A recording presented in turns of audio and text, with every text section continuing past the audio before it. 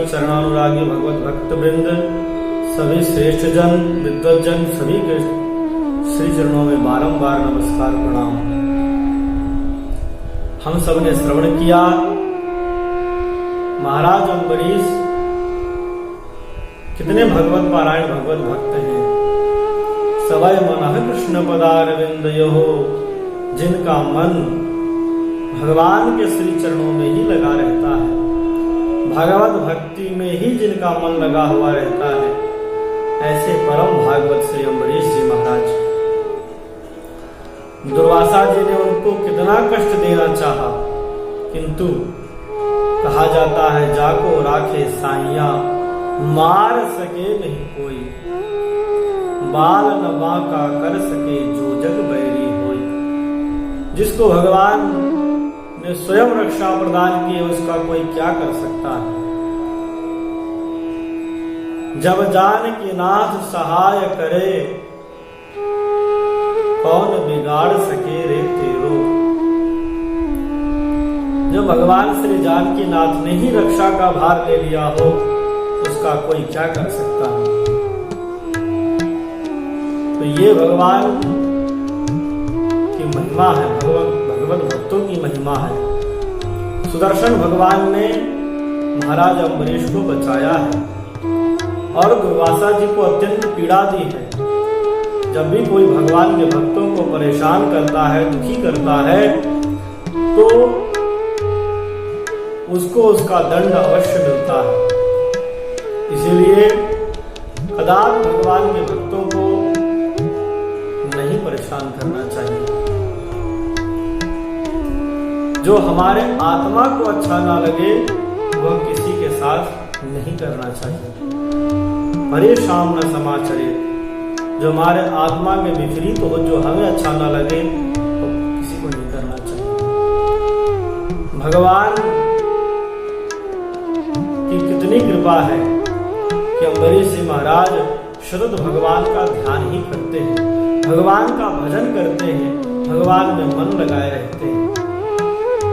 महाराज अम्बरीश जी महाराज ने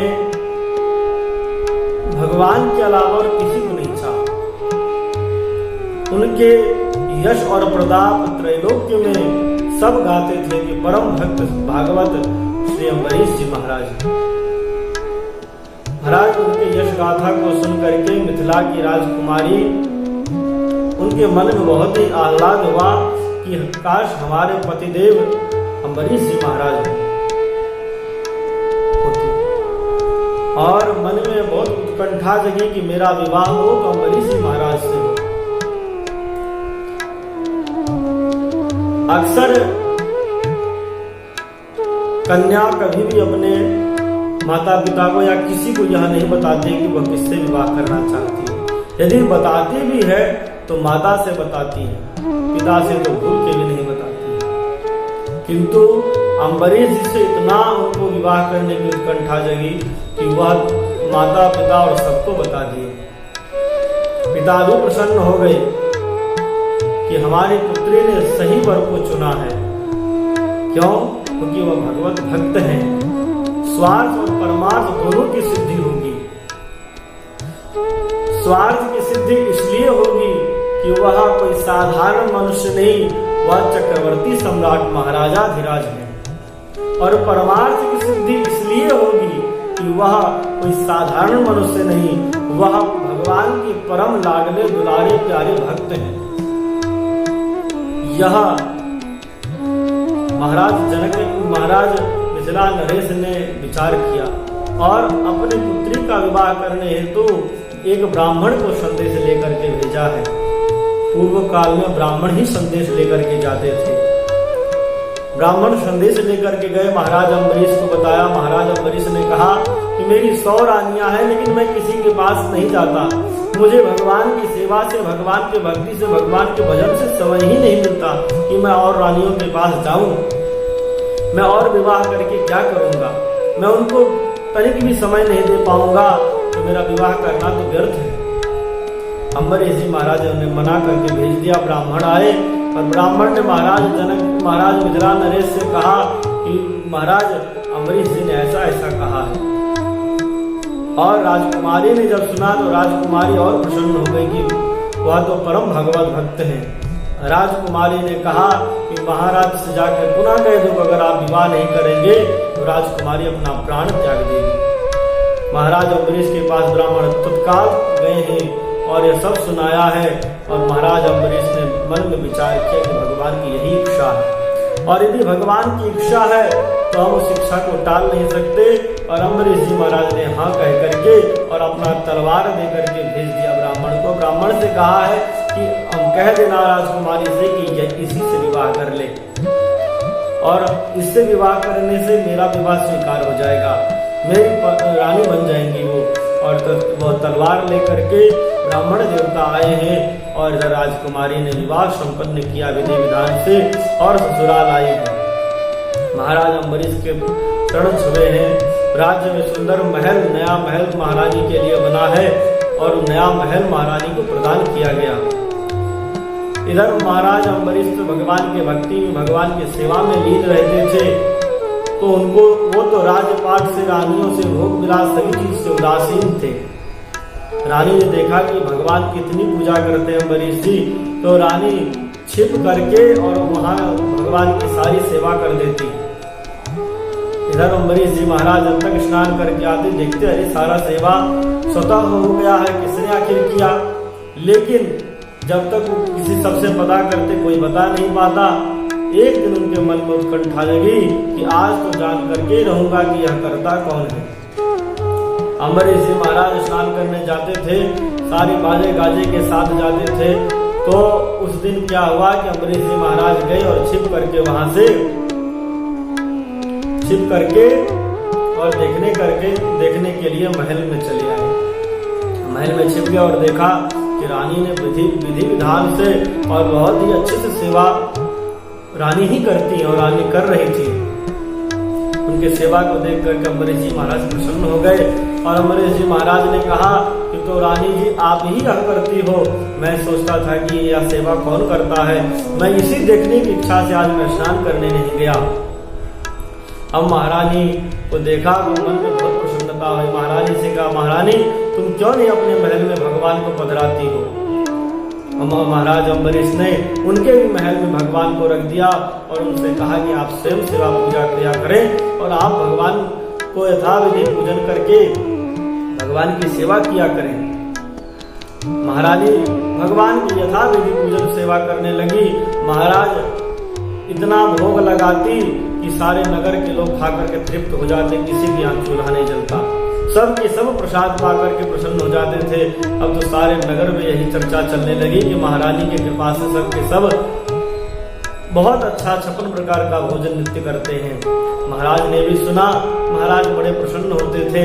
नारद जी महाराज तो कौतुकी ठहरे। नारद जी महाराज ने जब सुना तो महाराज के पास चले आए। महाराज ने देखा कि नारद जी महाराज आए हैं तो गुरु जी को जान करके प्रणाम किया है और पूजन करने के उपरांत उनको बादाम, काजू पानी पीने को दिया है। नारद जी महाराज बड़े प्रसन्न हुए। नारद जी ने कहा अम्बरीश जी आप तो बड़े भगवान के भक्त हो। अम्बरीश जी ने कहा नहीं प्रभु सब आपकी दया है, कृपा है।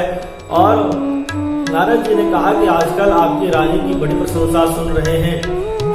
महाराज अम्बरीश ने कहा कि हाँ वो भी बहुत भजन करती है। नारद जी महाराज ने कहा मैं उन्हें देखना चाहता हूँ। और नारद जी महाराज जैसे महारानी के महल में गए तो महारानी ने देखा गुरुदेव आए हैं, उनको बैठाया, षोडशोपचार से पूजन किया और 56 प्रकार का भोग सामने रख दिया। नारद जी महाराज ने देखा तो नारद जी महाराज को बड़ी प्रसन्नता, अरे राजा ने तो केवल काजू बादाम दिया, यहाँ तो 56 प्रकार का भोग लगा हुआ है। अब तो नारद जी महाराज बड़े प्रसन्न हो गए कि बात ऐसा सुना था वैसा ही है। और महारानी के सेवा पूजा को देख करके, भक्ति भाव को देख करके नारद जी महाराज तो और मग्न हो गए। कहा यह तो राजा से भी बहुत आगे है। और राजा के पास जा करके सारे वृत्तांत सुनाए।